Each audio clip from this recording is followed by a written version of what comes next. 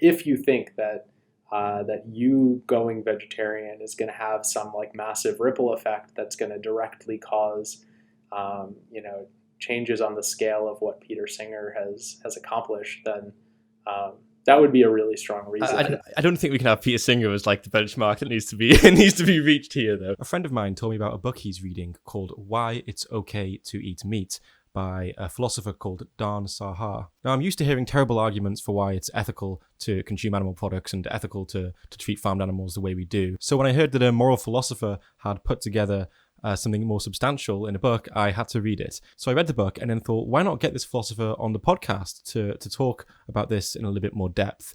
Now, the book basically goes through different arguments for abstaining from meat and critiques them. And one of the arguments I find convincing that led me on the journey to becoming vegan was the idea that we are affecting the supply and demand by boycotting animal products and therefore reducing animal suffering. And since I only had about an hour and a half with Dan, we decided to specifically talk about that for most of the conversation. I do also ask him about his motivations for making this book and whether he has concerns about whether it's going to hinder the farmed animal movement and make the world a worse place. I found talking to Danny really enjoyable, and I hope you find value in this conversation. Okay, so why don't you start by telling me how this book came about? So it's actually kind of interesting. I didn't initially set out to write this book in any particular sense. What happened was an editor at Routledge, who's responsible for their philosophy books, had received a manuscript for a book arguing in favor of vegetarianism. And the manuscript was great, liked it. It ended up getting published. But he sort of felt frustrated that, you know, this was yet another book arguing that we all ought to give up meat. And, you know, most people in the population, of course, you know, don't hold this view.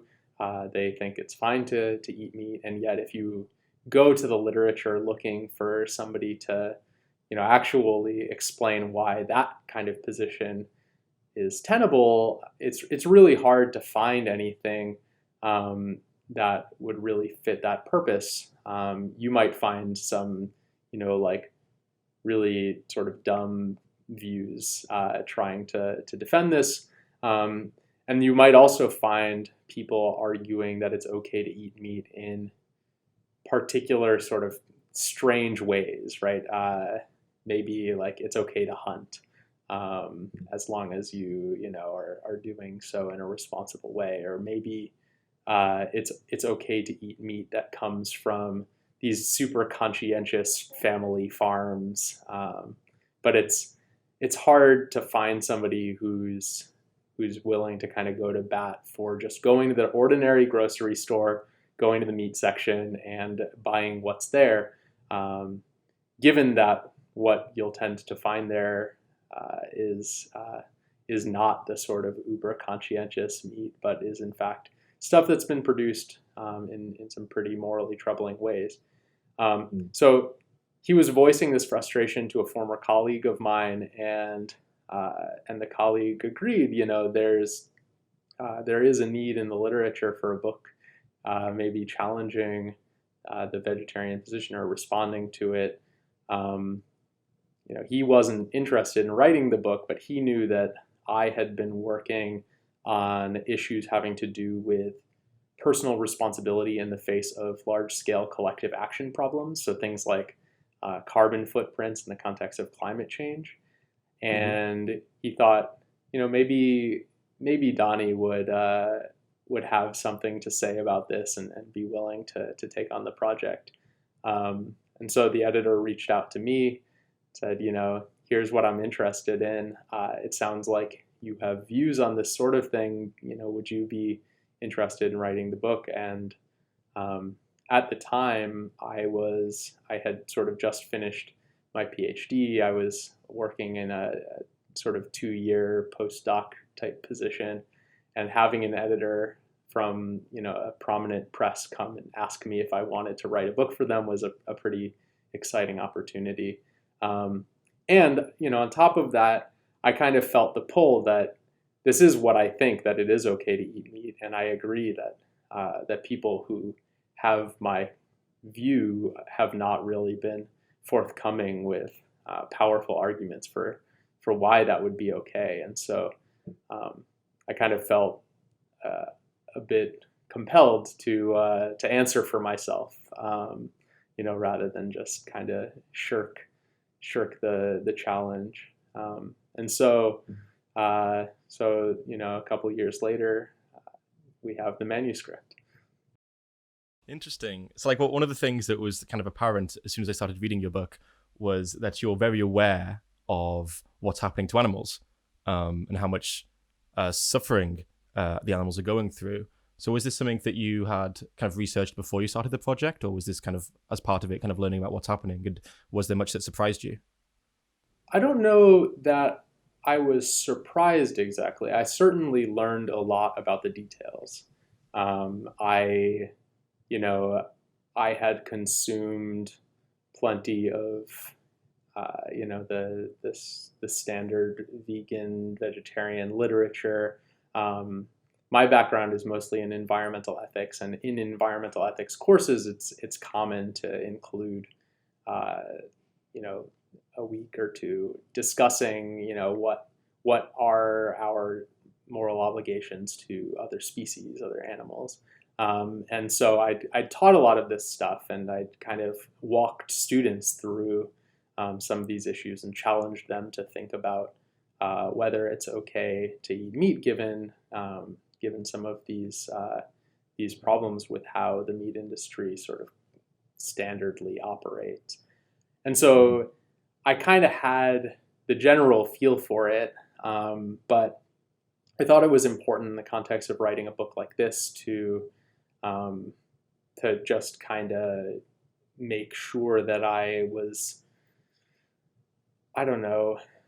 presenting as full a picture as possible. I mean, I felt a bit of responsibility in a way, because there's going to be a certain kind of person who reads this book who might not be inclined to pay much attention to the standard arguments from a Peter Singer or Jonathan Safran Foer or somebody like that. Mm-hmm. They might listen to me, and so I figured it would be of particular value to really dig into these details and make sure that stuff was coming across in a way that would educate somebody about these issues, in addition to kind of defending a particular philosophical position.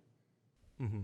And I'm right in saying that your position is that what's happening to animals is terrible, and the meat industry is an atrocity. It's just that you think that even with that, it's still okay to eat meat morally.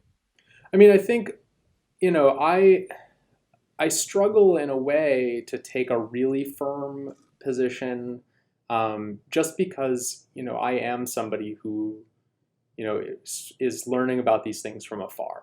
I read what other people have produced, and obviously there are voices,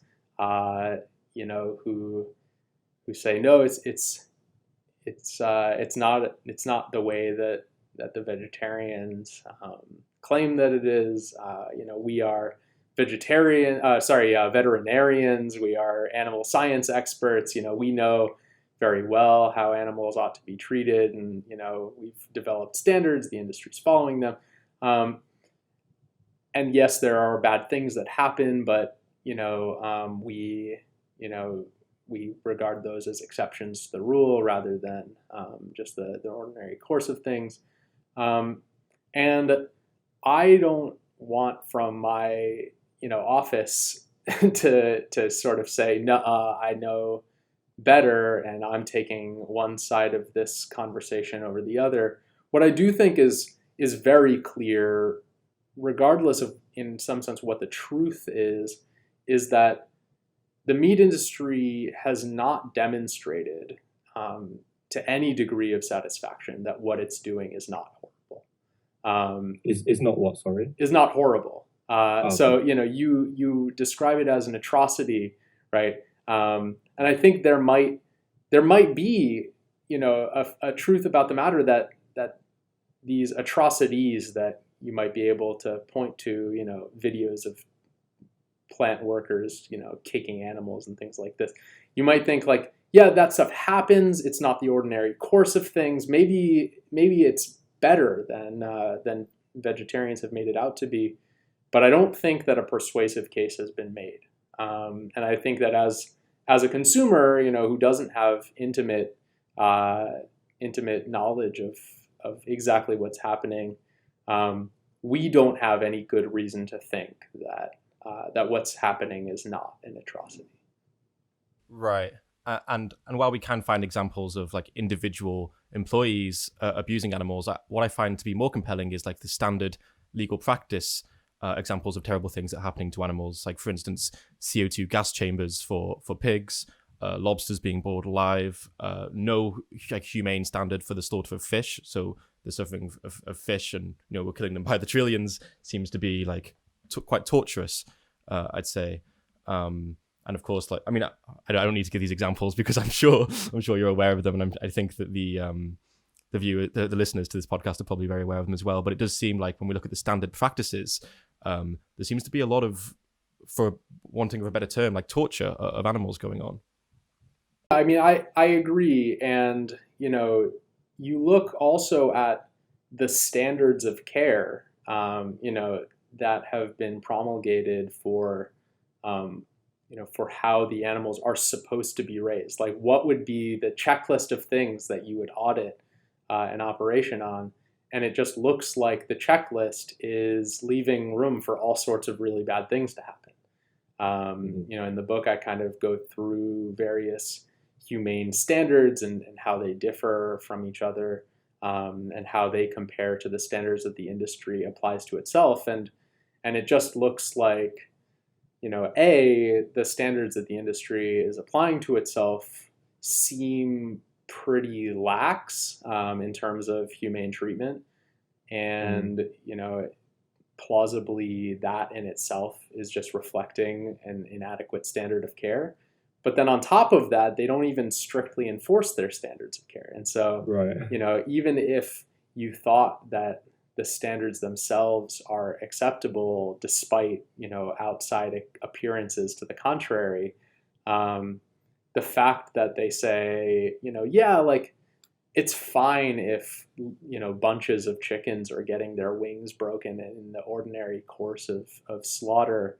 And that's just, that's a deduction of a certain number of points from your audit. But, it doesn't mean you failed if chickens are just like getting bones broken left and right.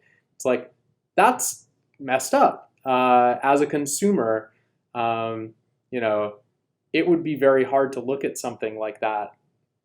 It's hard for me to look at something like that and think that this is that I've been given good reason to feel comfortable with how these operations are working.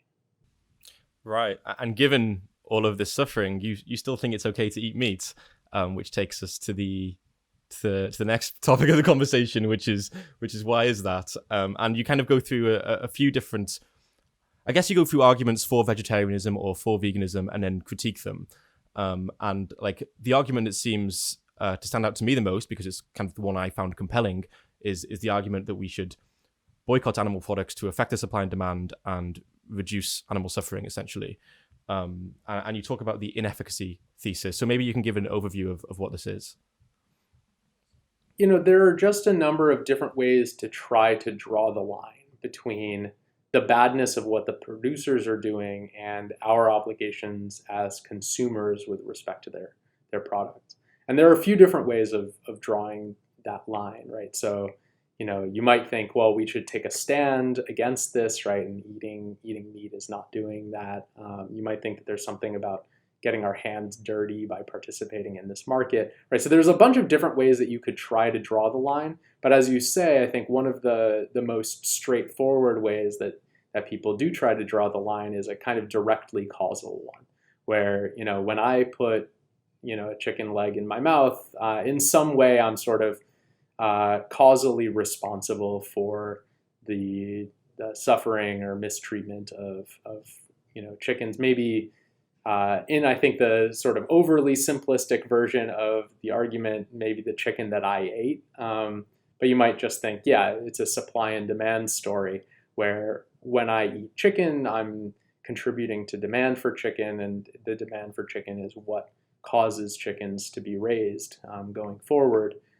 And so let me just sort of upfront say that if there were a really sort of tight connection, that when you do eat meat, it's directly causing animals to be mistreated, then I would actually, that would be enough to persuade me that, that there is something sort of really worrisome about eating meat. The book could, in some sense, stop there, because, even if all of the other arguments that I examine, go in my direction, if it's true that, you are directly causing the suffering or mistreatment of an animal, when you eat an animal, then that's a pretty strong reason to stop. The problem is just that when we participate in markets for meat, we typically don't do so in this kind of simple mechanical way where, the food that goes into our mouth is sort of mechanically bringing about more of that food being produced.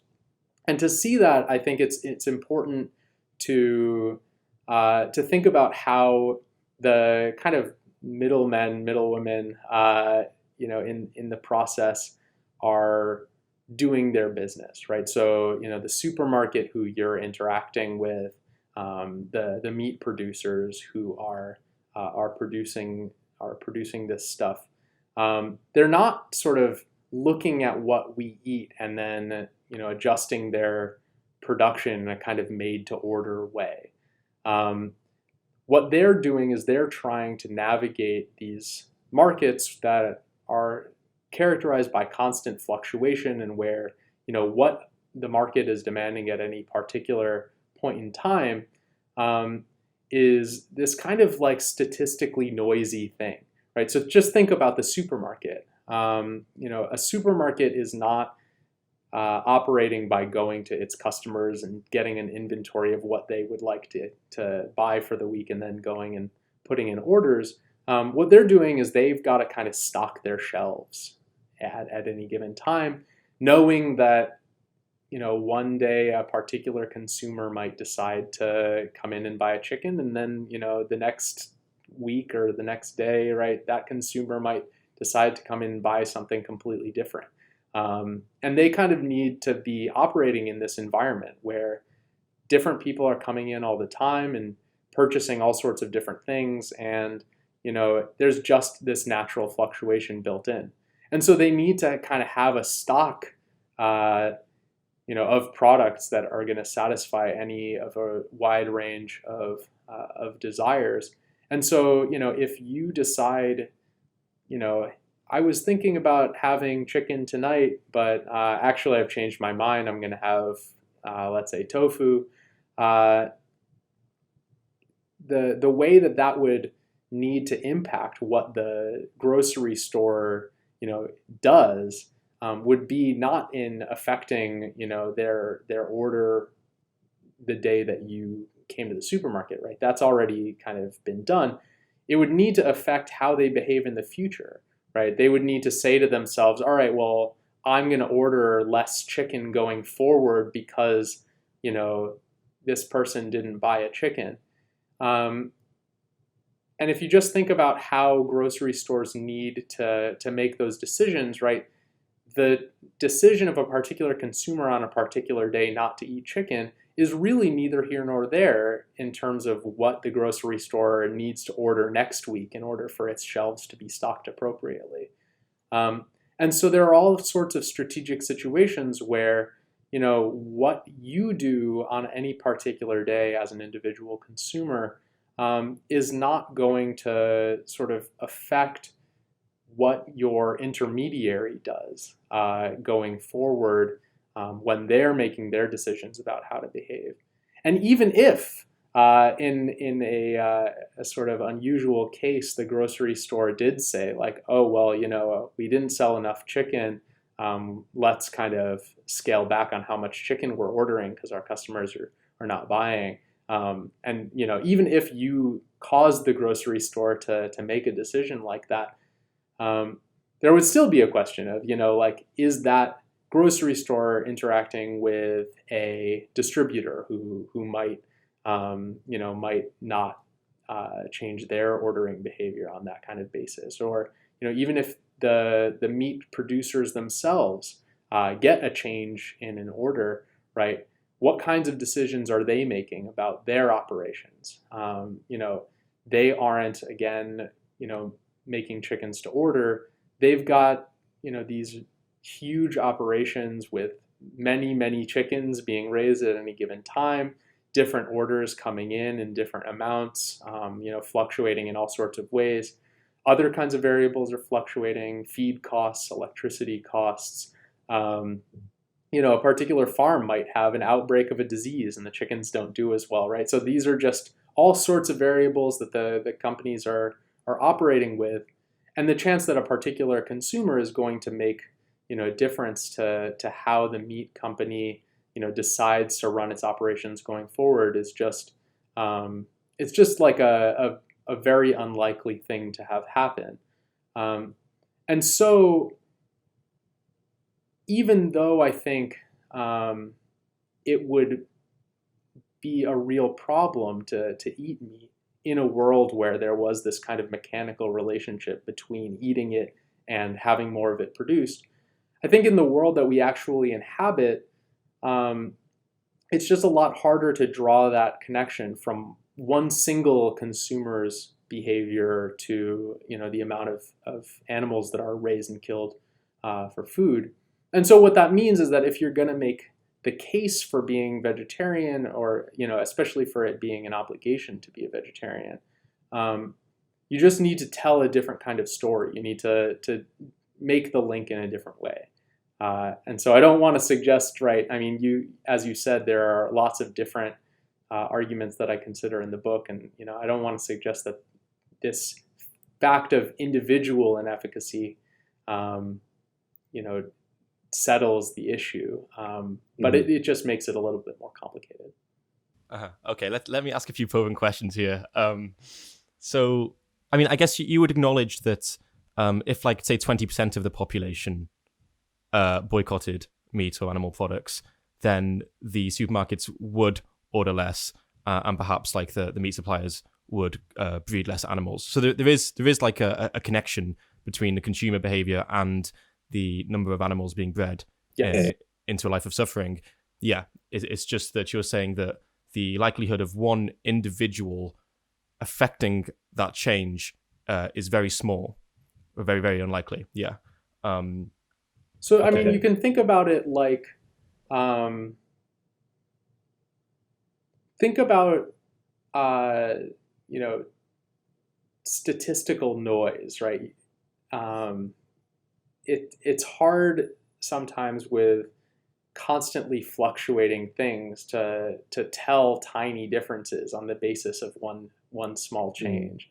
So you could imagine, for example, like the sound of rain on your window, right? And you could imagine like removing one drop of rain. Like, could you tell? The answer might be no, right? But what if there were 20% fewer drops? You might be able to tell that. And so if something depended on your ability to discriminate between, the sound of rain and then the sound of 20% less rain, you could make that discrimination, but you might not be able to make the discrimination between some amount of rain and some amount of rain minus one drop.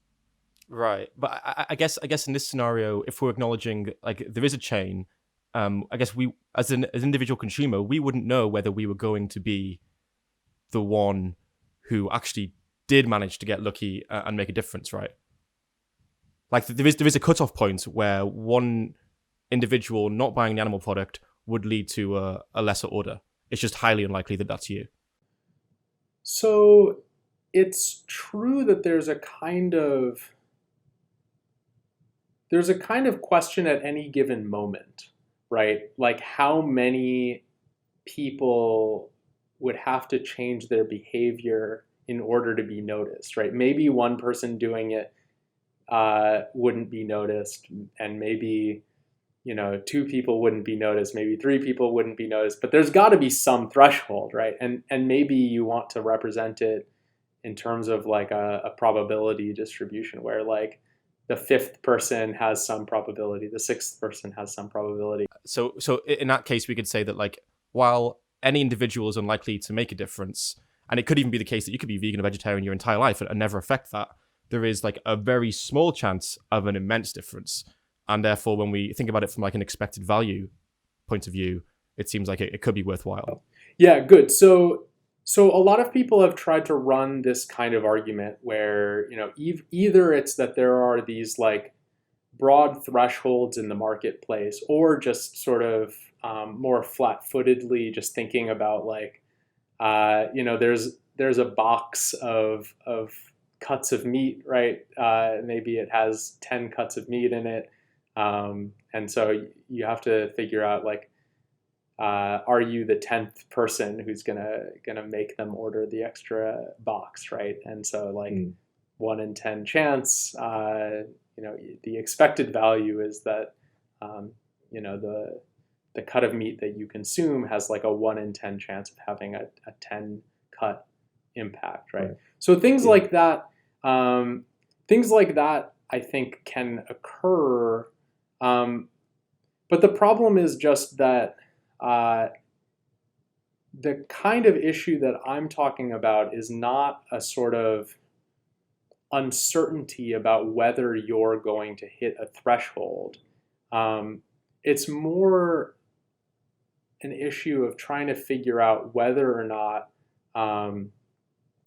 you are going to be able to be noticed by somebody in an environment where other people are kind of doing what they're doing or not doing, doing certain things, kind of independent of your action, right? So like, if you think about the example of the 20% change, right? It's true that like, if 20% of people change their behavior, that might significantly change what the grocery store does going forward, versus if 0 people change their behavior. But notice that even with the 20% change, it might still be the case that no single person sort of stood to make the difference between what the grocery store did, right? Because sorry to interrupt, but doesn't there have to be like a cutoff point there where they'd have changed the action or not changed the action? So there must be an individual who, without knowing, happens to have made the difference. So not necessarily, right? Because there's sort of two distinct issues, right? So imagine I'm trying to think how best to explain this. So think about two different kinds of scenarios, right? One is a scenario in which you walk into a room and there are 20% fewer people there than you expected to be there. And then think about another case where you're in a room and people are entering, and at some point it becomes clear to you that fewer people have come than you expected. In the case where you're sort of watching people enter, right, there's an interesting question of like what the threshold moment is where you sort of flip. Yeah. But in the case where you walk into the room and just sort of see in front of you what there is, there's a sense in which like you're not sort of counting one by one, has this person made it enough people? Has that person made it enough people? You're sort of forming an impression of the landscape as a whole, right? And that's more like what these market actors are doing. It's not that they are sort of watching orders come in one by one and then like at some point they hit a threshold where they like form a certain judgment. It's that at every point they're sort of watching what the market is doing. And if the market suddenly sort of jerks directions by 20%, they would notice that, right? Would it not be fair to say that even when these people are trying to just get this like overall impression and then come to a decision, there still has to be like a threshold where in one case they would have ordered the same amount of animals, and in the other case they would have ordered less? Yes, right. So there's definitely a question of like, there are going to be these sort of boundary cases where like, maybe the decision that I'm making is like, does this seem basically like business as usual, or has something dramatic changed that I need to respond to? And there's going to be a sort of flip point where that happens. But the expected value calculation is very different in that kind of case versus the kind of case where each person has like, let's say, a 1 in 20 chance of being the threshold person, right? Because in the case where there is this sort of threshold, like metaphysically speaking, you as an individual don't necessarily have like a 1 in X chance of being at that threshold and being the individual who passes it, right? So like, suppose that the threshold exists at 17%, and in fact 20% of people have changed. In that case, as a marginal individual, you don't have any chance of being right. the person who shifted you over the threshold. And so in thinking about, well, what is the probability that right now we are at this threshold where like if one person changes their behavior, that will cause something to be noticed that wouldn't have otherwise been noticed. That's a very different probability. And I think in practice, it's a very low probability that at any given moment, right, you're going to be the person who, depending on what you order at the restaurant or buy at the grocery store, you're going to cause some difference in how the sort of orderer has to think about their behavior going forward. Right. But could it not be like extremely low probability, but still there is a chance, right? There is still a chance that you could make a significant, again, it's like a very, very small probability, but if you do make that difference, it could be an immense difference. Well, I mean, it could be an immense difference, but like in most of the kinds of cases that you'd actually be encountering, it wouldn't be that immense, right? Like for a grocery store, for example, like, you would change their order by like some small amount. And like,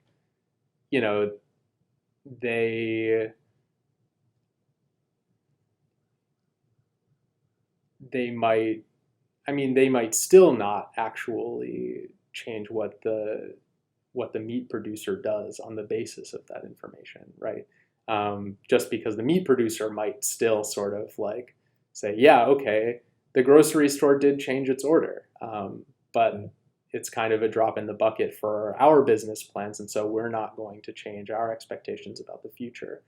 So like you could imagine that there would be certain cases in which like a person has a really significant impact, but the stars would have to align like in a very peculiar way in order for that to happen. Like they would need to affect their grocer's ordering behavior. The grocer's order would have to be noticed by the meat producer, and the meat producer would need to say like, holy crap, the entire future, market conditions are way different than I thought, and I wouldn't have noticed if not for this small change in this one grocery store's order. therefore we're going to like really change our strategy for production going forward. It's conceivable that something like that could happen, but I mean, we know that companies do make these kind of decisions, right, based on the amount of products they sell. right. But like, it's just very unlikely that any one individual would make that impact. well, I mean, you have to think, well, what would they have done otherwise? So like, imagine you are like a meat producer, and you are setting targets for your farms and your company going forward, right? Like, you are dealing with very large numbers, and you've got projections of, you know, certain ranges of possibilities that you think are likely. And you've got information about what the market conditions are right now, that are also sort of being presented to you in really large numbers.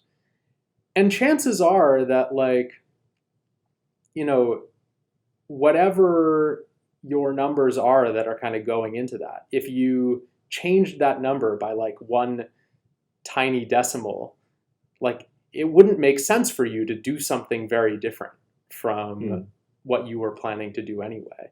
But there might be certain thresholds where, like, you know, somebody really is on the fence, and, you know, changing the number by one tiny decimal is going to actually lead them to change their decision. But the idea that changing their decision would be like a vast change of decision, like, that would be very surprising for that to happen, right? Like, they might do something different. For them to do anything different would be a surprise. But for them to do something vastly different would be a shock, right? Like, you could imagine someone saying, you know, we're going to shut down this chicken farm because sales numbers this month were like 0.0001% different than we, you know, expected them to be. That would be like a pretty surprising decision, right? Something that would at least not happen very often. It would be sort of a vanishingly small likelihood that you would do that. And it's true that it could happen, right? But the expected value argument, as it's sort of typically articulated, is not just like, this could happen, that you could have a substantial impact. It's that, like, you have a kind of like 1 over X percent chance of having an X percent impact. And so I just think that's, it's very different when you sort of shift from the standard expected value arguments as they're normally presented, to thinking in terms of, you know, so you're saying there's a chance, like there is some possibility here. Like, yeah, there is some possibility, but it's very small. And, you know, that doesn't strike me as the best foundation for the vegetarian or vegan position. Yeah, I kind of wish that I knew more about like how the supply and demand system works, because I don't feel like I would be even capable of like making an argument as to like saying that you're likely to have this much of a large impact if you're that one person, because I actually, you know, I don't really know.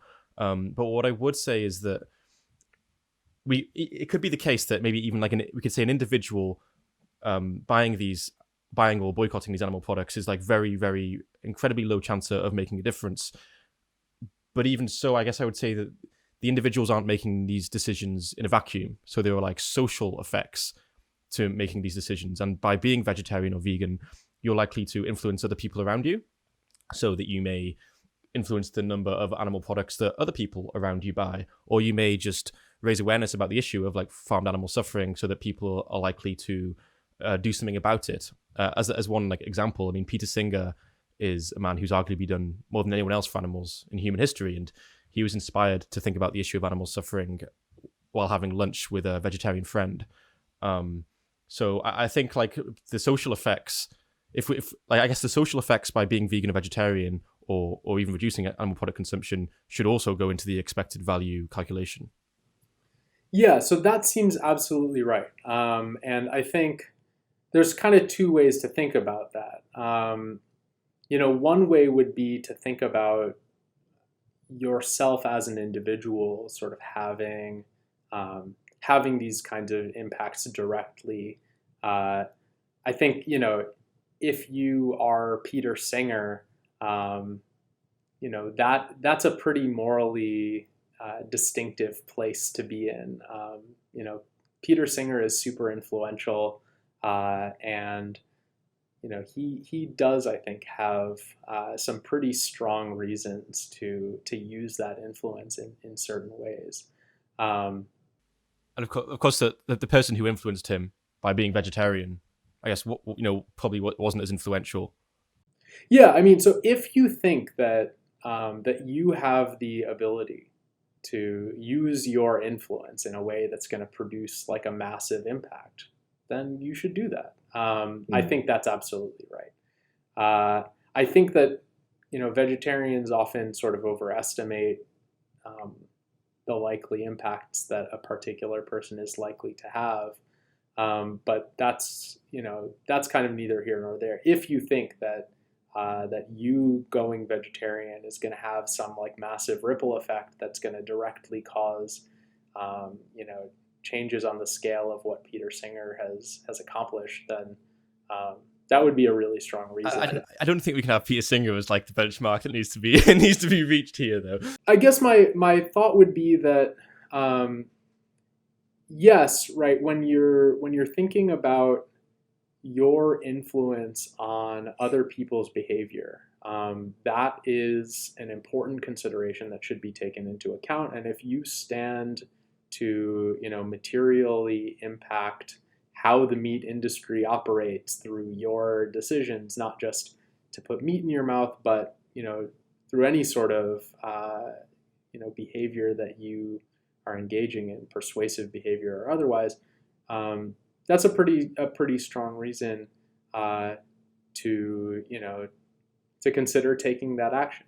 I think though that one thing that that reframing of the argument sort of pushes us to consider is just the fact that people stand to make those kinds of impacts on the world in a variety of different ways, right? So it's not just that you have the potential to change people's minds, change people's lives through your actions as a vegetarian, but there are lots of different ways that we can tackle problems in the world, and in so doing set an example for others and potentially have knock-on effects.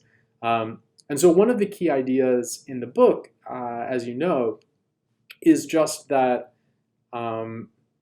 individuals do, I think, have a really strong reason to try to change their behavior, to structure their lives around trying to make an impact on the many problems that we face as a community, of which vegetarianism is one sort of instance. Or sorry, I guess vegetarianism isn't the problem. It's a way of responding to the problem, right? But yeah, so vegetarianism is this one way of taking action on a really important set of problems, of potentially contributing to all sorts of social knock-on effects and persuading people to change their lives. But my thought as to why this doesn't sort of generate an obligation to become vegetarian is just that once you're thinking about it this way, it looks like vegetarianism is just kind of one option, and maybe a good option, but one option among many for using your place as a member of the sort of social division of labor to try to make an impact on an important set of problems. Mm-hmm. I'll see if I can kind of adequately summarize what you're saying, so I know that I'm following. But it sounds like you're saying that when we kind of leave like the vacuum of the individual's consumption behaviors in the supermarket and think include like the social effects of being vegetarian and vegan and influencing other people around you, it seems like this action likely is going to make the world a better place, collectively. It's just that there are also many other causes of suffering and misery that also need attention, and you're saying that there's like nothing special about like farmed animal suffering in comparison to all these other things, and therefore it wouldn't make sense to say that it's an obligation to do this, but not all of those other things as well. Well, it's not just that there's not. It's not exactly that there's nothing special about it. There are many things that are special about the problem, but I guess the thought is just that there are lots of different issues and lots of different things that we can do to respond to them, and all of them are special in their own ways. But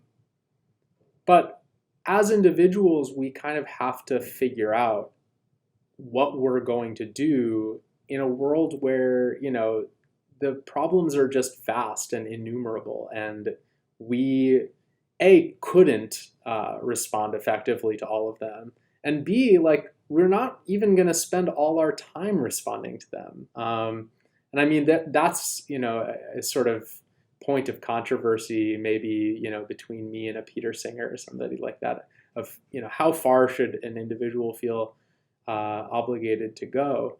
But I think, most vegetarians will say, look, like, I'm not, going to give of myself to the point of diminishing marginal utility, right? Where, giving more of myself would actually do more harm than good. Most people kind of have a line for like how along various dimensions in my life am I going to try to take action on the world's problems, and how much am I willing to give of myself along these different dimensions, and we kind of have to decide how we're going to spend that budget, to use that kind of metaphor. And it might be that there are certain problems that are just really, really severe, but where maybe, we want to focus our efforts on different problems that are also severe, or maybe we want to focus our efforts on less severe problems, but where, maybe we stand to make more of an impact on those problems. So, it's kind of hard to think about along any single dimension, like, what should we do when faced with a world that's full of these really serious problems? But like, if even if you think the problem of animal suffering in the meat industry is like one of the biggest, if not the biggest problems that we face as a society, it might still turn out that you say, look, like, I stand to make a really big impact on maybe a less severe problem, but one that, maybe I have more of a personal connection to. Maybe I'm better integrated to respond to this problem. I mean, you could, just to kind of pick something, you could try to like help your community become better adapted to the future impacts of climate change, right? And maybe you think that the impacts of climate change in your community are just not, they pale in comparison to the significance of the problems in the meat industry. And yet, like, maybe you are in a position to do something about that problem that you consider to be very efficacious. The channel whereby you could make a difference to the meat industry's problems by becoming vegetarian are a little bit more nebulous. And, so maybe you say, look, that's just not where I'm going to put my eggs. I'm going to put my eggs in this other basket. And it's not that I don't think that the meat industry problems are really serious and important. I'm really glad there are people who are tackling that, but I'm going to focus over here. And I guess the key idea in the book is just that kind of decision is an ethically acceptable decision. Yeah, I think that like while we can acknowledge that it is in a world with so many pressing problems, it's like it's a very difficult challenge to try and work out which ones we should give our attention and resources to. As you've alluded to, like there are ways in which to try and even though it doesn't feel good to do so, to kind of compare these problems. And one of those ways is to like think about the tractability and how much of an effect you can have. And another one would be like the scale of the issue.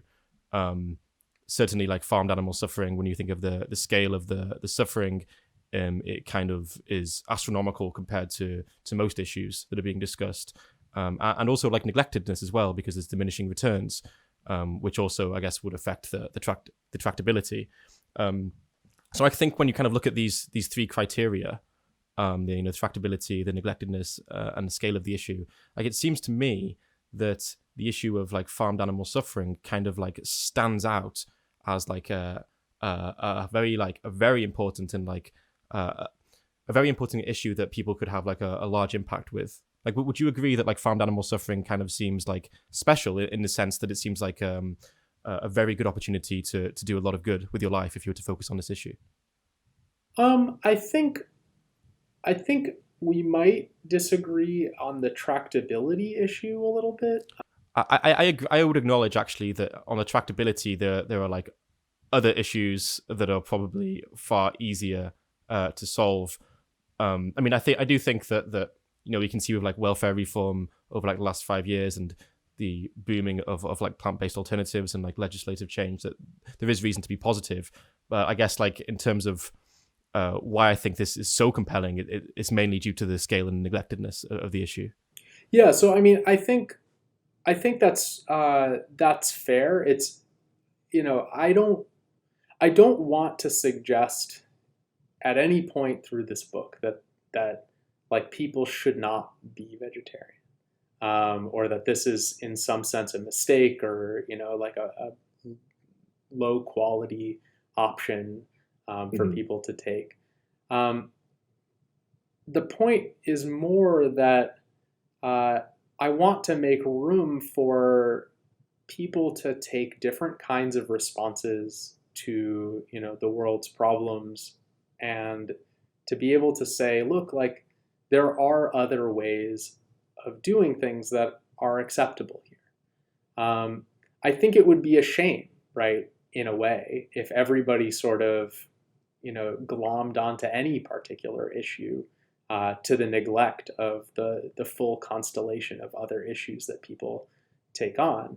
Mm. What we need are people to take lots of different strategies and lots of different actions to tackle lots of different problems. And I guess what I'm trying to make room for is to say, look, like it's tremendous that that people sort of focus the way that you do on this particular issue. It's a really important problem. But the kinds of reasons that are out there to focus on this issue aren't so clearly decisive that for every person, this is going to kind of come out as the thing that they should do, or one of the things that they should do. And so just to kind of think through some of the other kinds of considerations, right? For one thing, there are differences in how much of a burden people feel is involved in becoming vegetarian, right? I think it. Sorry to interrupt. I was just thinking that like the point I was making here, I feel like maybe it's important to make a distinction between going vegetarian or vegan to like try and deal with the issue, and like the cause area of like farmed animal suffering. Because like the point I'm like really making at this point here is that I think that farmed animal suffering is like a highly appealing cause area if you want to make the world a better place, and that leaves like a separate question for like what should we do about it. But I'm wondering if you agree that like farmed animal suffering seems like a very very very appealing option if you're trying to make the world a better place, comparatively to other causes. I think that that's right. I mean, I think that it's. I don't know that I would, sort of put it in a category of being like peerless. I think that there are other issues like global Sure. poverty, Mm. questions of long term, sustainability and growth that Mm. people, it makes a lot of sense for people to be really worried about those things. Yeah. Um, and and I also think that, like, you're right that in terms of neglectedness, right? This is an area where, like, there have been comparatively fewer, like, major coordinated efforts relative to, let's say, something like global poverty relief, where, like, global poverty relief is something that has been institutionalized in the major government apparatuses of the world for many decades. People have been kind of trying to tackle this issue, whereas, I mean, the vegetarian movement is also very large and established, but it's just not. The issue of farm animal suffering is just not kind of as institutionalized. So I would agree with you that this is an attractive issue to focus on. I think the only thing that I would want to say in a reservation is just that I think, like, there's sort of a potential trap that we can get into as individuals in trying to think about how we're going to spend our time, by thinking, like, what are the hardest problems or the biggest problems, or the problems that we think are most deserving of more attention. Because as individuals, right, we aren't typically in a position to really move the needle on a lot of those big issues. And there might be lots of much smaller opportunities to make progress on much less flashy issues, but where we actually stand to make a bigger difference to those things through our own actions. And so you might think, for example, in the case that I gave of, like, helping your community be better adapted to climate change, I mean, you could frame that as a way of responding to this big, sexy issue of, like, global sustainability. But even if you think about it just as this local issue of, like, my community is going to be in a certain kind of trouble, and I might actually be able, to make a difference in what happens in a really meaningful way, just by taking action that in my absence would not have been taken. I think that being open to those kinds of smaller scale, sort of entrepreneurial opportunities is something that that should vie against, being sensitive to these, like, big, important issue areas in our own thinking about how to spend our time as activists. Mm-hmm. Yeah, it's interesting. I guess when we think about making improvements in our community, I've read a lot of, like, Peter Singer, I guess, over the last few years. And one of the points he kind of gets across is that we seem to focus a lot at the moment, like, our charitable contributions in our own community, which for many of us is in the developed world. And when we think more overseas, and I guess, like, historically as well, we've tend to care a lot more about our community than other people outside of it. Our dollar seems to go further when we think overseas. So it seems like there's probably more of an opportunity to do good in terms of, like, looking to the developed world or to, like, non-humans, for instance. But what it sounds like you're saying is that you could be entrepreneurial and find, like, decent opportunities within your community that maybe wouldn't be seen otherwise. Yeah, so I think there's an interesting kind of debate within particularly just these, like, consequentialist, like, welfare-oriented activist circles, between what you might think of as your sort of traditional effective altruist view that says, let's find where our dollar goes the furthest, and typically that's gonna be things like preventing malaria, deworming, maybe, like, farm animal suffering, depending on how you come down on those kinds of things. Versus, you're right, like, things in our backyard, typically you are trying to help people who are already pretty well off. Versus like this other kind of conversation that's been going on in particularly the global development community between these. There's this metaphor of planners versus searchers that is associated with Bill Easterly, a development economist, where Easterly's concern is that a lot of what happens in the context of global development involves sort of taking this big bird's eye view of these problems and coming up with these big comprehensive visions for how they're going to be solved. And typically what happens is that those things, they run into all sorts of problems. They fail for all sorts of reasons.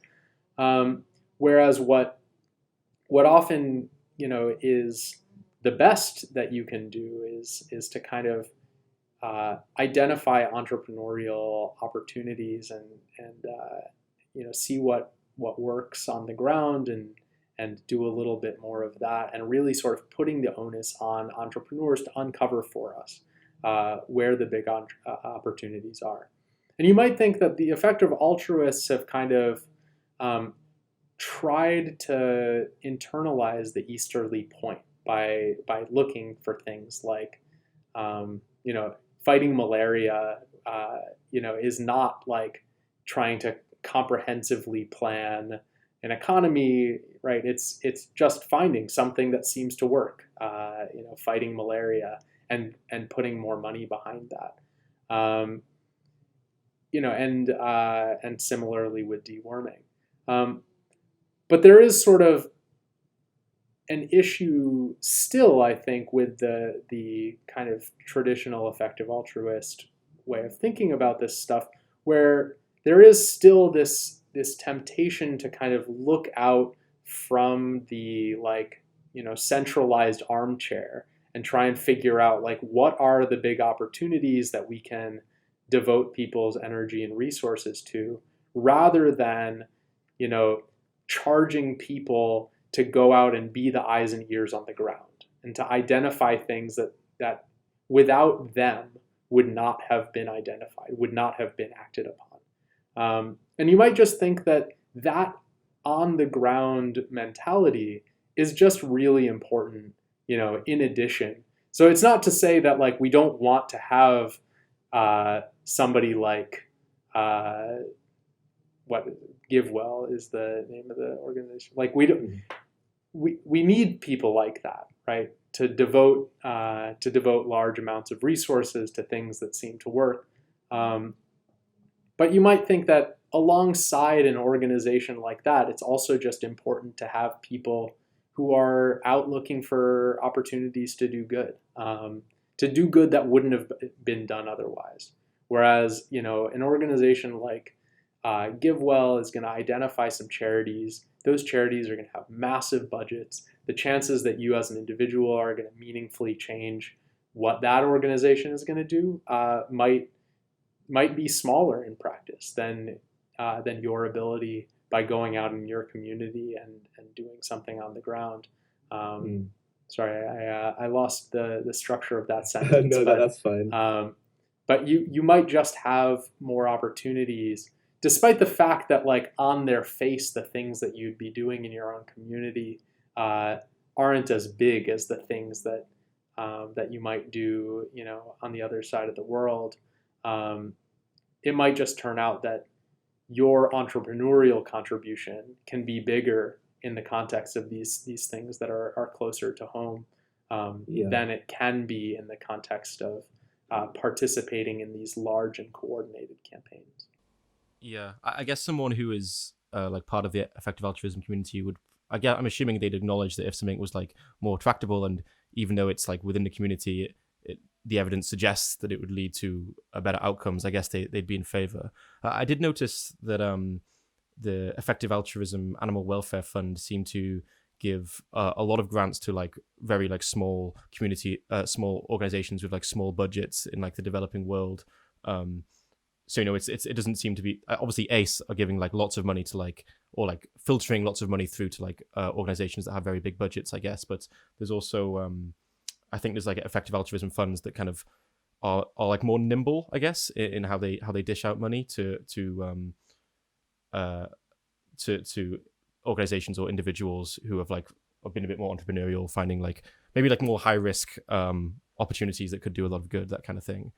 Yeah. So, I think the bottom line, needs to continue to be that it's good when people pursue all of these different strategies, right? I really want to be taking a very big tent approach on how we think about, the way that we as individuals should try to fit into this ecosystem of helping to make the world a better place. And so, in presenting reservations about particular ways of responding, I don't mean to suggest that therefore there's something to be lamented about people going that route. It's more to just say that there's this kind of problem, I see it within a lot of activist dialogues where, people say, look, here is this thing that's really important, this really big problem. Here's this thing that you can do about it. Therefore, you have an obligation to do that. And my point is just to say, there are so many important things to be done. And we need people to tackle stuff in lots of different ways and try new things, try things that we think are stupid. Because we just don't know everything, and it's important to try out lots of different failed strategies in order to make progress. And so it's good for us to be open to a wide range of different responses. And if that's the right attitude to have, then we sort of get pushed in the direction of seeing particular responses as being, not as distinctly obligatory. And so, something like, farm animal welfare comes out looking like a valid option for responding to the world's problems, but not the only one that somebody could legitimately take. And likewise, vegetarianism looks like an option for, participating in that cause. But again, not like the only legitimate one that people can take. Yeah, I mean, I think I would agree. I don't think I think there's like many like important issues. What I would say, I'd say like farmed animal suffering is a top tier category option to make the world a better place. I think it would be good to get a little bit meta at this point, because since you kind of in the book you discuss several times like the importance of like doing good and making the world a better place, and I think you even say that for most of the people in the developed world, like the arguments you're making don't really hold up, because in order for them to hold up, they kind of need to be doing something to make the world a better place. And if you're not doing something to make the world a better place, then like the vegetarians or vegans have kind of got you. So like if that's the case, I mean, have you been concerned at all that as an individual yourself, that like writing this book could be hindering the farmed animal movement, which is already like a very neglected issue and one that's so large in scale? Is that a concern you've had? Yeah, so I guess let me say two things. The first is just the idea that if you aren't doing your part, then the vegetarian has kind of got you. And I think that that's right, that they've got you in a certain respect, right? If what the meat eater is trying to do is say, I'm a good person, stop judging me, right? Then the fact that they're not doing anything about anything, if that is the situation, in that kind of case, right, the vegetarian has them in the sense that they really don't have the right to say that about themselves. I don't think that it follows from that the specific obligation is to become vegetarian. So in that sense, I don't think that they've got them. But where they do have them is in saying, you know, you can't appeal to Donnie's arguments to kind of get you off the hook for feeling like a jerk, because you are a jerk. Like, you should be doing something. You're saying that you don't have a duty to do this thing, which may be true, but you're not doing any of the other options either. So, you know, so just to sort of clarify that. But yeah, in terms of my worries, or, you know, my perceptions of what the consequences of the book are going to be, you know, particularly given, you know, as I think you're alluding to, that a lot of meat eaters aren't doing anything about anything that would justify, you know, their sort of quietism about their own, like, moral issues. I think, you know, there's a question of, you know, who is going to be the likely audience for this book, right? So I think if there are lots of vegetarians who read my book and then they don't listen to me, right? And they say, all right, I'm just going to go back to eating meat. I have been convinced it's okay to do that. And I'm not going to listen to Donnie. I'm not going to do anything else either. I'm just, you know, going to go on living my life and enjoying myself, right? That would be a shame. I really don't. That would be a very bad thing. I'm not super. I wouldn't be that broken up if some vegetarians said, you know, like, I'm going to focus my activist efforts in a different way, provided that what they go and do instead is great too. You know, that would be a way of maybe setting back the animal movement, but, like, hopefully with corresponding benefits elsewhere. I don't know. I would feel conflicted about that, right? Because I don't want, you know, anything bad to happen to this movement necessarily, but I do, you know, I would celebrate what was gained. And so, you know, the devil would be in the details there. But if you think about who the audience is here, right, most of the people who read this book, particularly the people who are going to be most open to be persuaded by it, are going to be meat eaters who, you know, likely aren't doing that much to begin with. And in the absence of reading my book, probably wouldn't be that likely to take up, you know, many noble causes. And so, you know, I guess what I'm kind of hoping will come out of this is that you'll have people who, you know, maybe they do eat meat and they think there's no problem with that. And they're going to read a book that sort of, you know, calmly and patiently explains to them, like, all of these problems with the meat industry, and challenges them to become better people by taking action to help make the world a better place. And I'm hoping that, you know, some of them will, you know, read the book, and who knows? I mean, maybe they read the book, they become worried about these problems, and they're not actually persuaded by my position, so they decide to become vegetarians. That would be great. Or maybe they read the book and they are persuaded, they decide not to become vegetarians, but they decide to do more about, you know, the various problems that we face in the world, in which case that also would be great. And probably a lot of people will read it and be like, yeah, whatever, and just kind of go on with their life and continue to eat meat. And, you know, that's fine too. Because no, it's not. Well, it's fine in the sense that, like, it's not much of a loss, right? Like, in the absence of my book, they weren't likely to do anything. And so I'm not that upset if, like, I don't succeed in persuading everybody.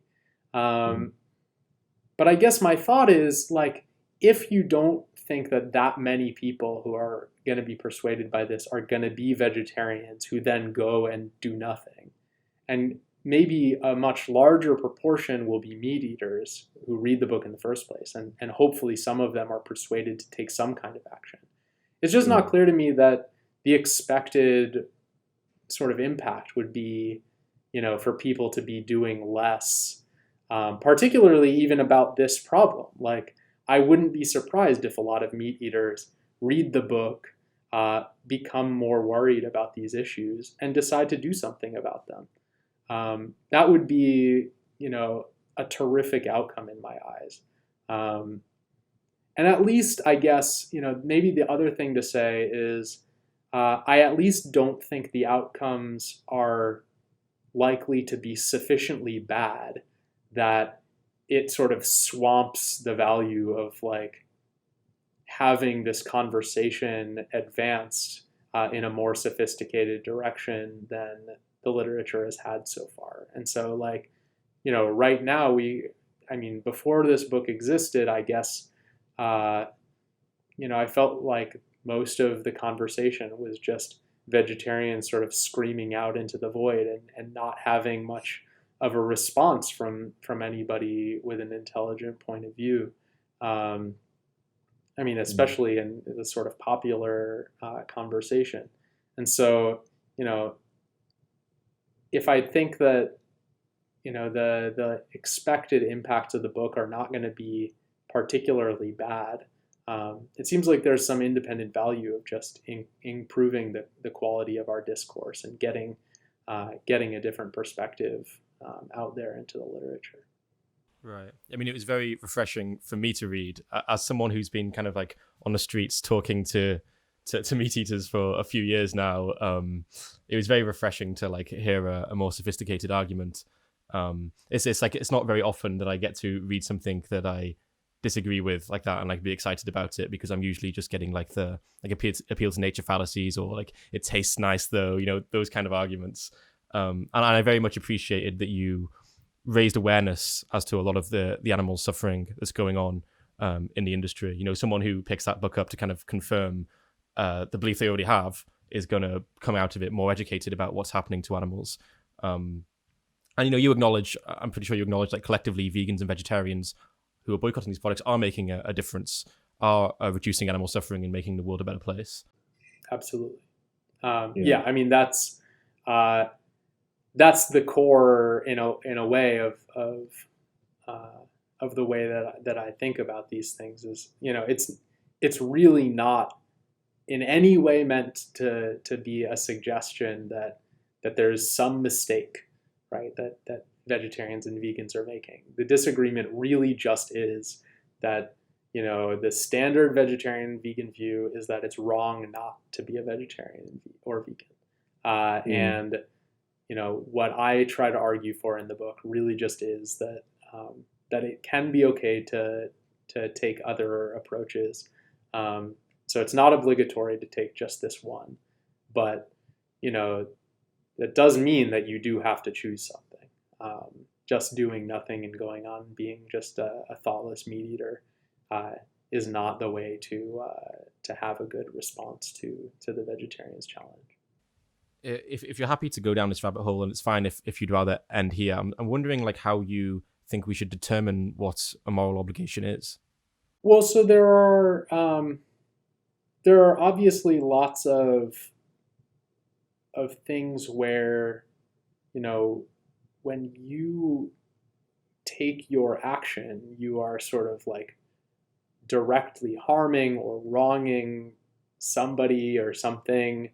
And I think that it's pretty easy to understand how to get moral obligations out of those kinds of cases.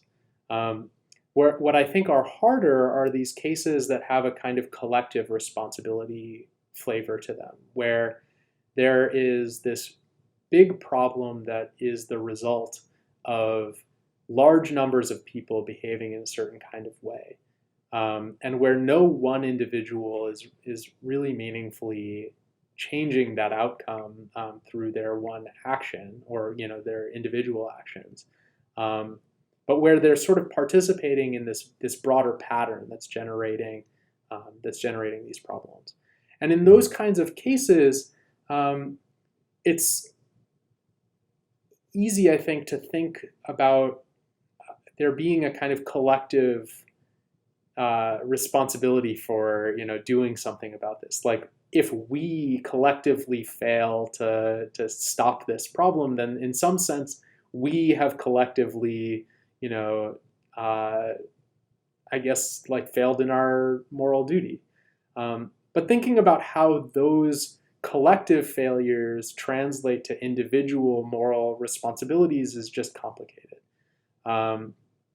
And I guess the sort of general approach that I have to thinking about these things is just that there isn't a really direct way to get an individual obligation out of these larger failures in cases like these.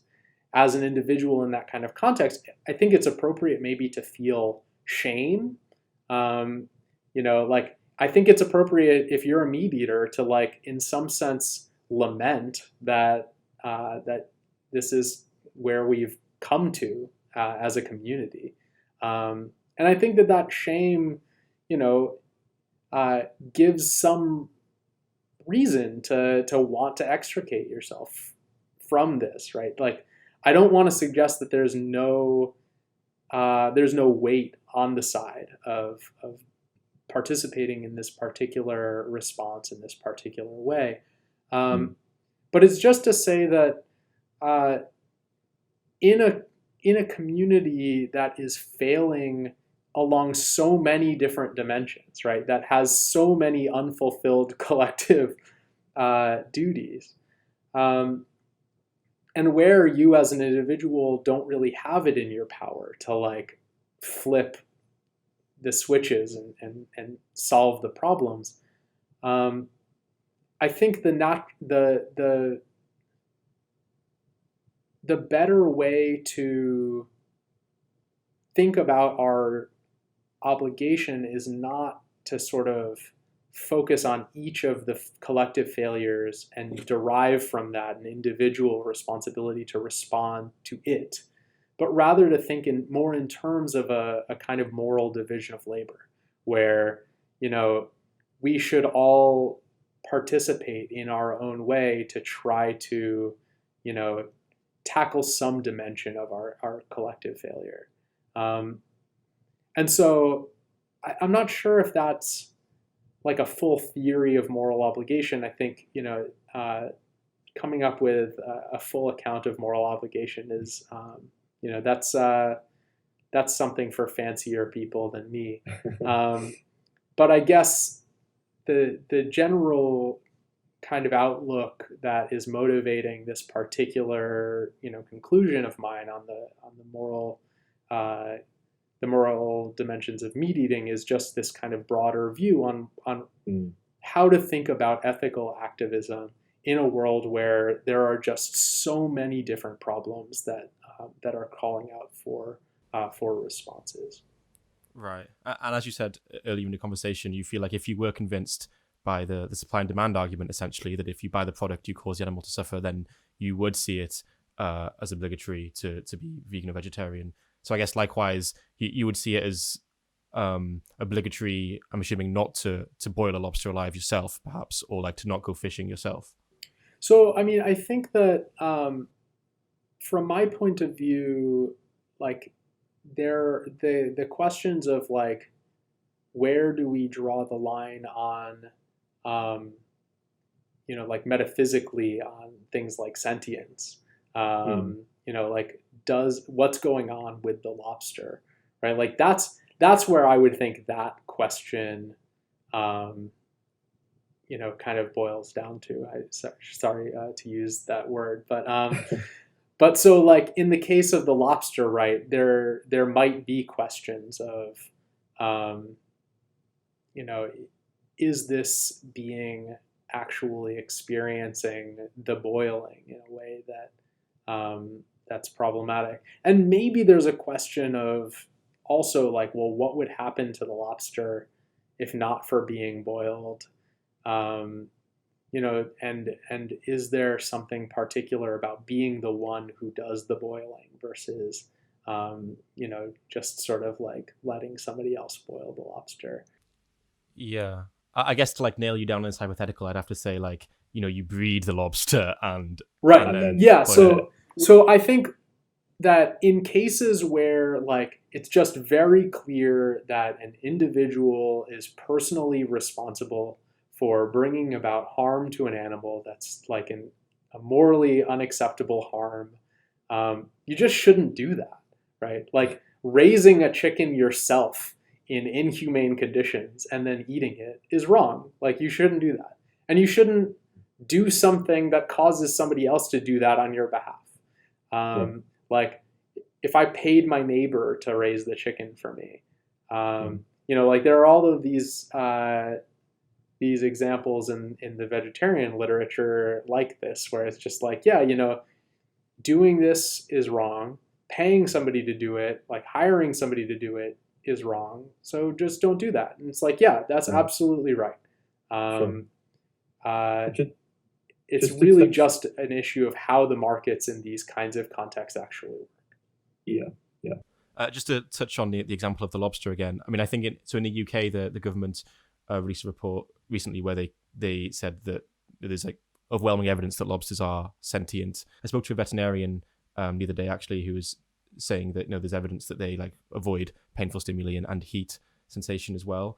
And what I'd also say, like for this specific example, is that I mean, there's also, we have to acknowledge the uncertainty when it comes to like the consciousness of other beings. I mean, I don't even know that you're sentient technically. Can't know for certain. But I suppose it's like, how confident could we be that they're not? Because even if there was like a 5% chance that they feel being boiled alive terribly, then like that's enough, I think, for us to say that we shouldn't do it. Even if there was a very small percentage of chance that they are feeling being boiled alive similar to what we might, then I think that's enough of a reason. We don't need to be certain that they're sentient to think that that's a bad decision. Yeah, I mean, so I don't necessarily want to like come down on a particular.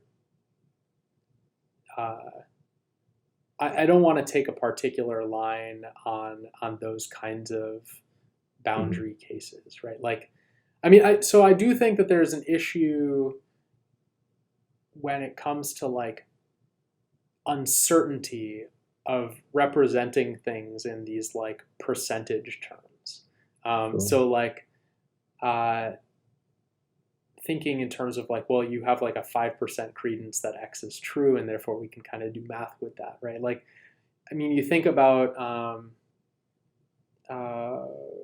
Pascal's wager or whatever, right? Like, what is the percent chance that God is real, and like how bad is it to go to hell, and like I think that those kinds of tools for reasoning can run astray in cases where there's something that you regard as false, but where you don't claim like absolute certainty are false, and so then somebody tries to kind of load a lot of normative content into that uncertainty.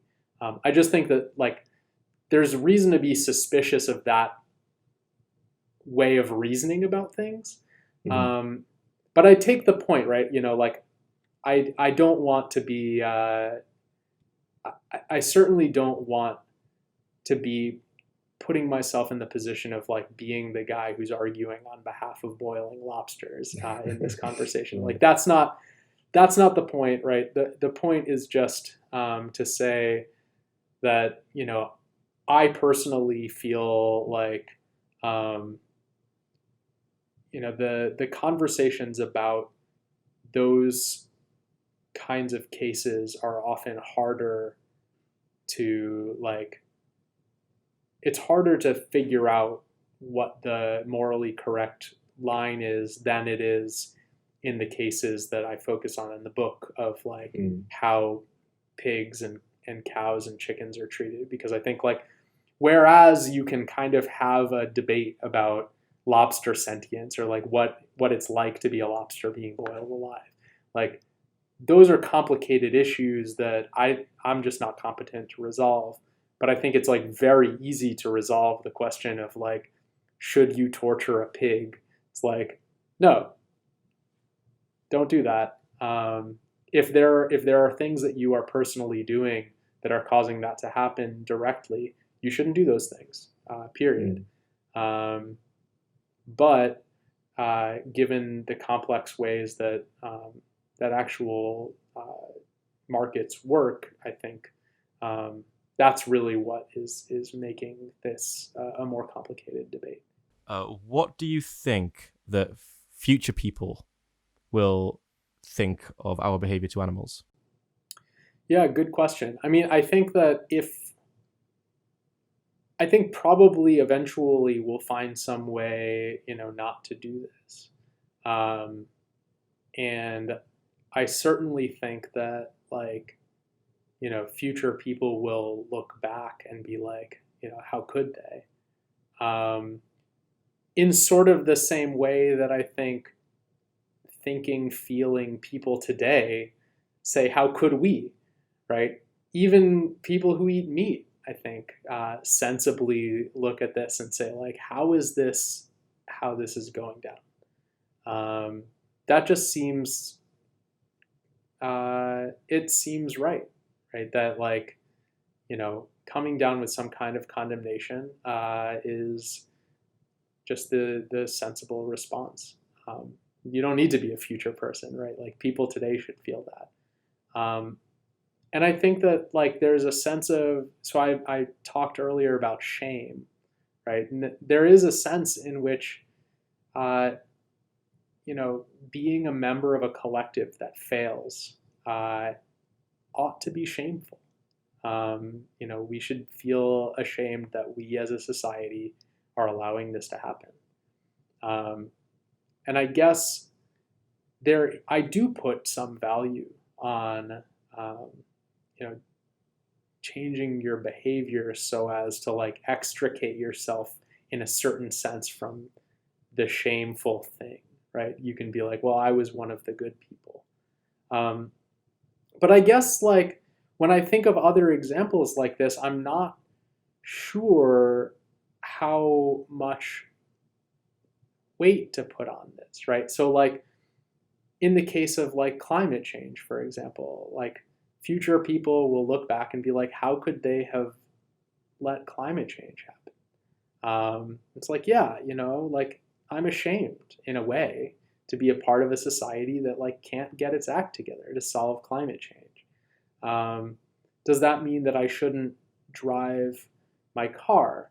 Like, well, you can sort of see why I might not drive my car in response to that shame. But you can also sort of see how, like, that's kind of neither here nor there. Like, maybe if I, like, I don't know, became like an aggressive activist on climate change, right? Like, that would in some sense make me intelligible to my posterity. They'd be like, oh yeah, you were one of the people who did something. And that would be very intelligible as a response to this collective problem. And likewise, right, like, we look back at past ages and think, like,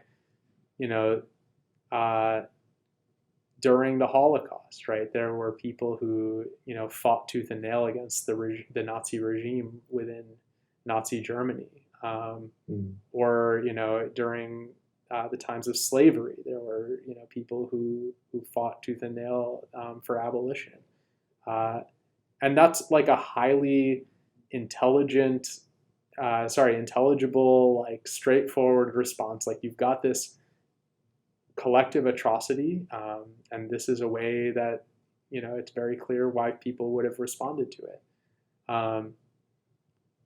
And some people, right, responded by, like, through boycotting behavior, right? So, like, there were people during the abolitionist movement who refused to buy slave-owned goods. I mean, you might kind of think, like, even that doesn't really do it, right? If you look back on slavery and you found somebody who, like, didn't buy slave-owned goods and that was kind of how they responded, you might be like, you thought that was, like, going to get you off the hook, like, because you just, like, you didn't buy slave-owned goods and so that was enough, right? you might say, no, like, I don't know, you should have done more. Like, you should have, I don't know, like picked up a gun or something. So like there is that complexity to the issue as well. But I also think like if we think about those kinds of examples and we think about the difficulty that any one individual would have faced in like, just solving the problem through their individual actions, right? I think we have to take seriously there as well the possibility that an ethical person could have focused their efforts elsewhere, despite the fact that like this horribly atrocious situation was unfolding around them, right? So like you imagine somebody in Nazi Germany, right, who's like, look, like I could fight against the regime, but like I operate like a homeless shelter, and like that's how I'm doing my part, and I like would be open to participating if I could in in ways that we like. If I could just overthrow the regime by pushing a button, I would push it, right? But like I've got this other thing that I'm doing, and that's just not where I'm focusing my effort, is on fighting the Nazi regime. That person might be like in some sense like harder to make intelligible from from our vantage point after the fact. You'd be like, how could you have done nothing? How could you have just stood there operating your homeless shelter, right? But from where that person stands, like it makes a certain kind of sense. It's like, look, there's lots of problems. The one that you learn about in class is only one of them. And this was how I chose to focus my efforts. Likewise with slavery. So yeah, I mean, I think the line of thinking, that goes into the future person question, right, is one that is a really useful way, right, to frame our thinking about this, right? What would we need to do in order to feel that we could look future generations in the eye, and not feel ashamed of how we had responded, and not just feeling ashamed that we were part of this group that kind of couldn't get its act together. And I think we need to have an answer to that question. I don't think that the answer, is as straightforward as it sometimes seems to be. But I do think it's a useful device to frame our thinking. Okay, very last question, and I'll let you go. You mentioned, this person who's in a homeless shelter, if they could press a button to end the atrocity of slavery, I'm sure they would. But or Nazi Germany, I can't remember the exact example. So if you could press a button to end animal farming, given what you know about farmed animal suffering, say if you could press a button and rather than breeding animals, we were consuming cultured meat instead, for instance, or plant-based alternatives, and we were healthy and happy doing so, would you press that button? I mean, I think if that were the choice, then I mean, probably yes. I mean, so the only reason I hesitate is that I do think that and we haven't touched on this in the conversation at all, but like, I do think that there are ways to raise animals for food that, are not morally wrong, and that, we can find examples of people who, are in fact, behaving conscientiously in this respect. And so like, if you ask me like, if you had an array of buttons and you could only press one, like which one would you press? It wouldn't be the one where everybody sort of becomes vegan, but it would be one where, people are required to raise animals in a more responsible way. But if the buttons were less numerous, right? And it's just, look, like, sorry, you don't get to choose exactly what you want. Your choices are end it all or keep it the way it is. I think I'd have to press the end it all button because, the additional value that comes from allowing people to raise animals, even conscientiously and humanely, does not strike me as commensurate to the value of ending, the serious problems that we actually face in the world that that we live in. Sure. Yeah, maybe we would have some differences in that I would probably cast doubt to how realistic it is to have a truly humane animal farming system. Like given like we need like a reversal of the selective breeding. Like there's also like psychological evidence that perhaps eating animals changes the way we perceive them. We may perceive them to be like less sentient, for instance, or less intelligent than they are.